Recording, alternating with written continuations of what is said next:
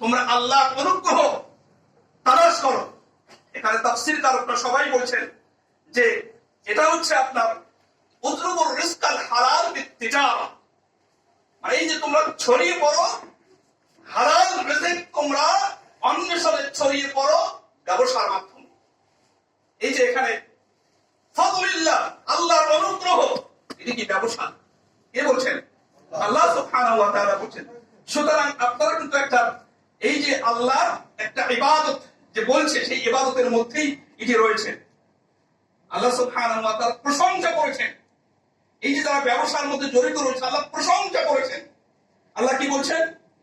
যারা এই ব্যবসার পাশাপাশি যারা আল্লাহকে ভোলে না, আল্লাহর জিকিরে গাফেল থাকে না, উদাসীন থাকে না, আল্লাহ প্রশংসা করেছেন এমন ব্যবসায়ীদেরকে। এবং যিনি সবচেয়ে অত্যন্ত আনন্দের বিষয়, যেহেতু ওনাকে আমি পরামর্শ দিয়েছি, গ্রহণ করেছেন যে শরিয়া ভিত্তিক ভাবে এই ব্যবসাগুলো পরিচালিত হবে। বলি আলহামদুলিল্লাহ। এবং সবচেয়ে আপনাদের জন্য আনন্দের বিষয়, এই বাংলাদেশের যে আলেম জগতের উজ্জ্বল মুখ, সবাই একবার কে চেনেন? চেনেন না?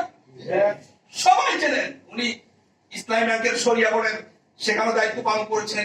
এরপরে জাকাত ফর ম্যানেজমেন্ট সেখানকার চেয়ারম্যান ছিলেন। বহু মানে বাংলাদেশে যদি এই অঙ্গনে বিশেষ করে ব্যবসায়ী কেন্দ্রিক যদি কোনো মাসালা মাসাইল মানে মানে একেবারে তাৎক্ষণিক সুন্দরভাবে যদি উত্তর দিতে পারেন, যদি কয়েকজন থাকে তার মধ্যে অন্যতম তিনি প্রথম বলা চলে।